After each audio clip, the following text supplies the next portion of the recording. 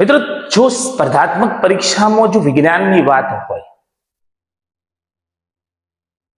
તો હું એટલું ચોક્કસ કહી શકું કે કોઈ પણ ટોપિક તમે રીડ કરો છો, કોઈ પણ સંદર્ભ પુસ્તક વાપરો છો,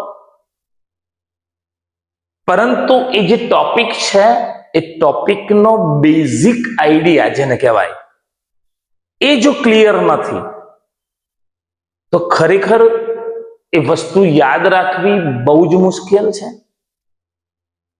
ચલો, મુશ્કેલીથી યાદ પણ રાખી લઈએ છીએ, પણ એ યાદ રાખવા માટે જરૂરિયાત કરતો અનેક ગણો સમય વેડફવો.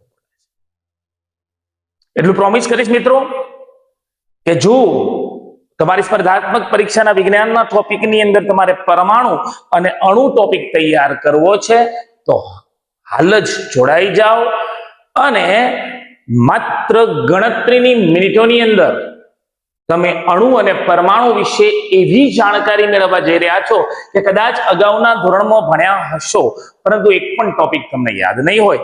જોઈએ મિત્રો, કોઈ પણ દ્રવ્ય કે કોઈ પણ પદાર્થ છે, એ જે દ્રવ્ય છે એ દ્રવ્યને આપણે સામાન્ય સમજૂતી પ્રમાણે આપણા અભ્યાસના હેતુસર બે સ્વરૂપે આપણે એને ઓળખીએ છીએ. એક ભૌતિક અને એક રાસાયણિક. ભૌતિકની જો વાત કરીએ તો પદાર્થને ઘન, પ્રવાહી અને વાયુ એમ ત્રણ સ્વરૂપે આપણે જાણીએ છીએ ભૌતિક દ્રષ્ટિની વાત કરીએ તો. અને રાસાયણિકની વાત કરીએ તત્વ, સંયોજન અને મિશ્રણ. વાસ્તવમાં ભૌતિક રીતે પદાર્થને 5 રીતે આપણે ઓળખીએ છીએ, પણ સામાન્ય બેઝિક આપણું જે નોલેજ છે અથવા તમે અગાઉના ધોરણોમાં ભણ્યા છો ઘન, પ્રવાહી અને વાયુ. નંબર 4 પ્લાઝમા અને નંબર 5 બોઝ આઇન્સ્ટાઇન સંઘટક.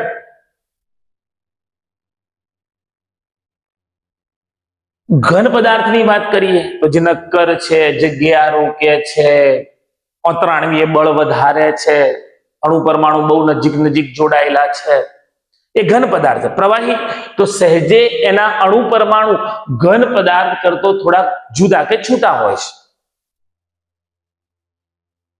અને વાયુ તો પ્રવાહી કરતો પણ જેના પરમાણુ એકબીજાથી બહુ જ ભિન્ન કે જુદા હોય તો એ વાયુ સ્વરૂપ છે. ઓકે, પરંતુ એને સમજવા માટે આપણે અહીં અણુ પરમાણુ શબ્દ પર પહોંચ્યા. મિત્રો, એક પ્રશ્ન છે, શું છે અતિ સૂક્ષ્મ કણ? તો અતિ સૂક્ષ્મ કણ છે પરમાણુ.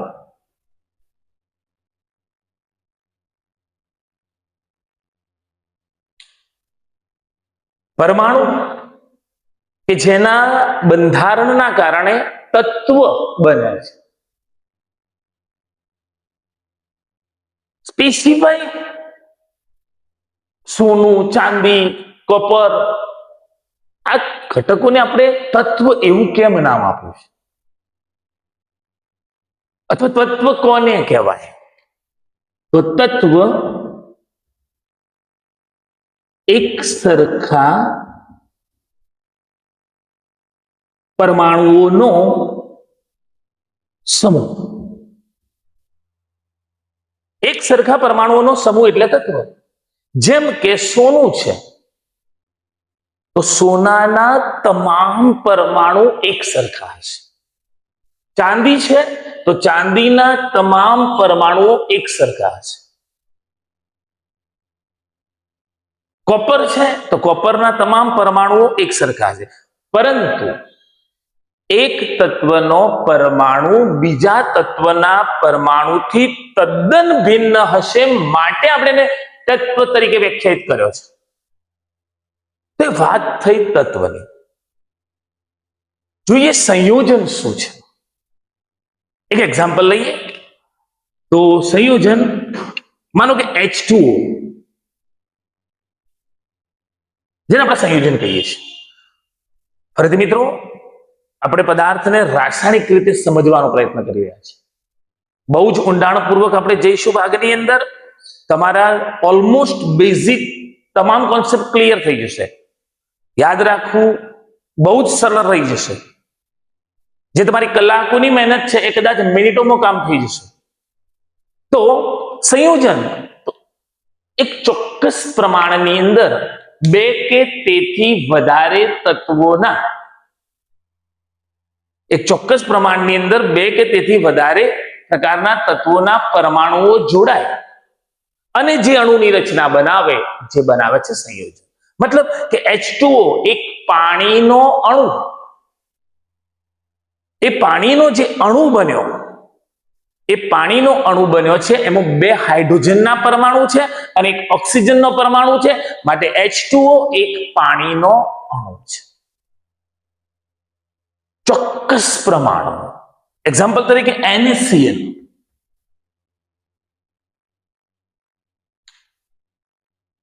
સોડિયમનો એક પરમાણુ, ક્લોરીનનો એક પરમાણુ એકબીજા સાથે જોડાય છે અને મીઠાનો એક અણુ બનાવે છે. નેક્સ્ટ પર જઈએ. મીઠું એક સંયોજન છે. મિશ્રણની વાત કરીએ એટલે કે તત્વો કે સંયોજનો કોઈ ચોક્કસ પ્રમાણમાં ન જોડાય, એનું કોઈ ચોક્કસ નિશ્ચિત પ્રમાણ ન હોય, માત્ર એમને એકઠા કરી લેવામાં આવે અને એ જે ઘટક બને એને આપણે કહીશું સંયોજન. મિશ્રણ. સંયોજન અને તત્વો ઘણા બધા પ્રમાણમાં એકઠા કરવાથી અને એમાં કોઈ ચોક્કસ નિશ્ચિત પ્રમાણ ન હોય અને એ બનાવે છે મિશ્રણ. હવે કોન્સેપ્ટ ક્લિયર થાય છે કે તત્વ હા, તો સંયોજન હા, તો મિશ્રણ ઓકે. હવે આપણે સ્પેસિફાઈ તત્વ શબ્દ તરફ જઈ રહ્યા છીએ. તત્વ એક સરખા પરમાણુઓનો સમૂહ. મેં અગાઉ કીધું પ્રમાણે દ્રવ્યનો અતિ સૂક્ષ્મ કણ કે જેને જે તે સમયે અવિભાજ્ય ગણવામાં આવતો હતો, જો કે અવિભાજ્ય હવે ન કહી શકીએ, એ તત્વ શેનું બનેલું છે? તો તત્વ બનેલું છે પરમાણુ. જોઈએ આ જે પરમાણુ છે,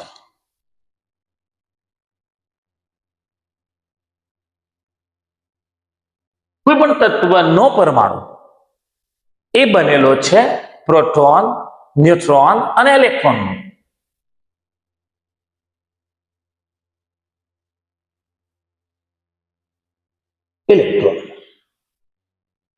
પરમાણુ શેનો બનેલો છે? તો ત્રણ કણોનો, પ્રોટોન, ન્યુટ્રોન અને ઇલેક્ટ્રોન. હવે આપણી વસ્તુ ત્યાં પણ ક્લિયર થાય છે કે હા, કોઈ પરમાણુ જે છે એક અલગ અલગ પ્રકારના ત્રણ કણોનો બનેલો હોય તો એને આપણે અવિભાજ્ય ન કહી શકાય, કારણ કે એની અંદર એનાથી પણ નાના સૂક્ષ્મ ઘટકો રહેલા છે. શું બંધારણ છે? અહીંયા માત્ર એક બેઝિક સમજૂતી આપણે મળીશું, ત્યાર પછી ઇલેક્ટ્રોન રચના, ત્યાર પછી એમ કહેવાય કે આયનીય સંયોજનોમાં ધન આયન, ઋણ આયન, સંજ્ઞાઓ, સંયોજનોના નામ અને સંયોજનોનું નામાંકરણ કેવી રીતે થાય છે, બહુ સહજતાથી એ સંજ્ઞાઓ અને સંયોજનો આપણે સમજીશું. પરંતુ અહીંયા વાત કરીએ તો એ પરમાણુ બંધારણ, તો એક કેન્દ્ર ન્યુક્લિયસ ની આસપાસ પરમાણુની કક્ષાઓ, જેટલા ઇલેક્ટ્રોન હશે એ પ્રમાણે જેમ જેમ ઇલેક્ટ્રોન વધતા જશે એમ કક્ષાનું પ્રમાણ વધતું જશે. આ જે કેન્દ્ર છે એ કેન્દ્રની અંદર બે કણો પ્રોટોન અને ન્યુટ્રોન રહેલા છે. પ્રોટોન કે જે ધન આયન દર્શાવે છે, ન્યુટ્રોન જેને ન્યુટ્રલ અથવા જીરો, એ કોઈ એના પર કોઈ વીજભાર રહેલો નથી. પ્રોટોન ધન વીજભાર ધરાવે છે. અને આ જે કક્ષાઓ છે એ કક્ષાઓમાં પરિભ્રમણ કરતા ઇલેક્ટ્રોન એ ઋણ વીજભાર ધરાવે છે. કક્ષામાં પરિભ્રમણ કરતા ઇલેક્ટ્રોન ઋણ વીજભાર ધરાવે છે. હવે એટલું ચોક્કસ યાદ રાખી લો કે કેન્દ્રમાં જેટલા પ્રોટોન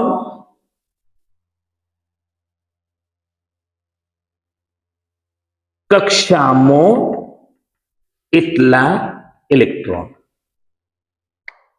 આપણે જાણીશું નેક્સ્ટ ભાગની અંદર સમગ્ર આવર્ત કોષ્ટકના આધારે ધાતુ, અર્ધધાતુ, અધાતુ, ઇલેક્ટ્રોનની ગોઠવણ, ધનાયન કેવી રીતે બને છે, ઋણાયન, પહેલા આપણે એના બેઝિક ભાગને સમજીએ છીએ કે હા, પરમાણુ છે, પરમાણુ 3 કણોનો બનેલો છે, પ્રોટોન, ન્યુટ્રોન અને ઇલેક્ટ્રોન, જેની અંદર પ્રોટોન ધન વીજભાર ધરાવે છે, ઇલેક્ટ્રોન ઋણ વીજભાર ધરાવે છે, ન્યુટ્રોન કોઈ વીજભાર ધરાવતો નથી.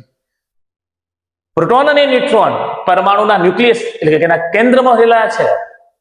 ઇલેક્ટ્રોન તો કક્ષાઓની અંદર પરિભ્રમણ કરે છે. જોઈએ તો જેટલા કેન્દ્રમાં પ્રોટોન હશે એટલા કક્ષાઓમાં ઇલેક્ટ્રોન હશે. એ દર્શાવે છે પરમાણુ ક્રમાંક. મિત્રો, એનો મતલબ પરમાણુ ક્રમાંક શું છે? પરમાણુ ક્રમાંક મીન્સ કે કોઈક તત્વનો પરમાણુ છે, એમાં જેટલા પ્રોટોન હશે એટલા કક્ષામાં ઇલેક્ટ્રોન હશે. એ પરમાણુનો ક્રમ મતલબ કે તત્વનો નંબર દર્શાવે છે. પ્રશ્ન પૂછાય પરમાણુ ક્રમાંક શું છે? તો સામાન્ય સમજૂતી કક્ષામાં પરિભ્રમણ કરતા ઇલેક્ટ્રોન અથવા કેન્દ્રમાં રહેલા પ્રોટોનની સંખ્યા એ તત્વનો પરમાણુ ક્રમાંક છે. તો ન્યુટ્રોન શું છે? વાત માત્ર આપણે પ્રોટોન ઇલેક્ટ્રોન તરફ જ જઈ રહ્યા છીએ. જો ન્યુટ્રોનની વાત હોય મિત્રો, તો એવું કહી શકાય કે ન્યુટ્રોન પણ લગભગ એપ્રોક્સ પ્રોટોન અને ઇલેક્ટ્રોનની સંખ્યા જેટલા હોય, પણ હા,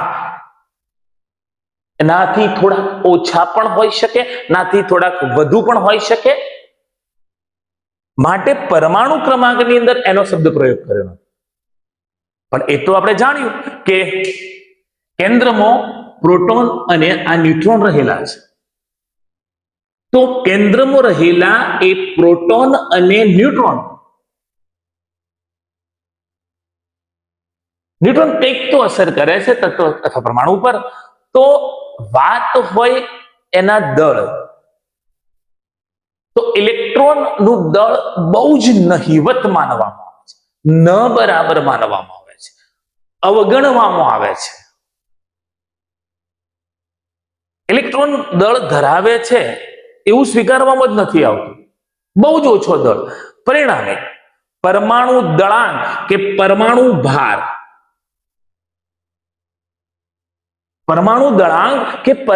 ભાર, એ આધાર રાખે છે પ્રોટોન અને ન્યુટ્રોન પર. તો શું છે પરમાણુ દળાંક અને શું છે પરમાણુ ભાર? તો તત્વના પરમાણુના કેન્દ્રમાં રહેલા પ્રોટોન અને ન્યુટ્રોનના સરવાળાને, હા, તત્વના પરમાણુના કેન્દ્રમાં રહેલા પ્રોટોન અને ન્યુટ્રોનના સરવાળાને પરમાણુ ભાર કહે છે. ફરીથી એકવાર, અત્યારે આપણે એક બેઝિક સમજૂતી કે દ્રવ્યની ઓળખ બે પ્રમાણે, ભૌતિક અને રાસાયણિક દ્રષ્ટિએ. અહીંયા બે પ્લાઝ્મા અને બોઝ-આઇન્સ્ટાઇન ઘટક જે આપણે લખ્યું નથી. રાસાયણિકની વાત કરીએ, તત્વ સંયોજન મિશ્રણ, જેમાં આપણે એવું સમજ્યા કે કોઈ પણ દ્રવ્યનો અતિ સૂક્ષ્મ કણ એ પરમાણુ છે. પરમાણુઓનો એક સરખો જથ્થો એકઠો થાય તો તે તત્વ બનાવે છે. તો તત્વ શું છે? એક સરખા પરમાણુઓના સમૂહને તત્વ કહે છે. એક ચોક્કસ પ્રમાણમાં બે કે તેથી વધારે તત્વના પરમાણુ એકઠા થાય તો એ સંયોજન બનાવે છે. પરમાણુ મોડેલની વાત કરીએ તો પરમાણુ 3 કણોનો બનેલો છે, પ્રોટોન, ન્યુટ્રોન અને ઇલેક્ટ્રોનનો, જેની અંદર પ્રોટોન અને ન્યુટ્રોન પરમાણુના કેન્દ્રમાં રહે છે. ઇલેક્ટ્રોન કક્ષાઓની અંદર પરિભ્રમણ કરે છે. પ્રોટોન ધન વીજભાર ધરાવે છે, ઇલેક્ટ્રોન ઋણ વીજભાર ધરાવે છે અને ન્યુટ્રોન કોઈ વીજભાર ધરાવતો નથી.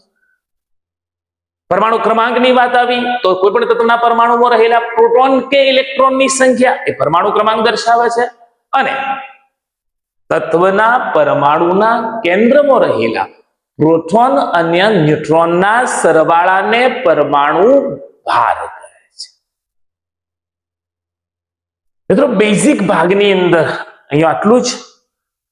નેક્સ્ટ ભાગની અંદર ચોક્કસ આપણે જોડાઈશું, જેની અંદર આવર્ત કોષ્ટક મુજબ તત્વોના ક્રમ, ત્યાર પછી ધન આયન અને ઋણ આયન,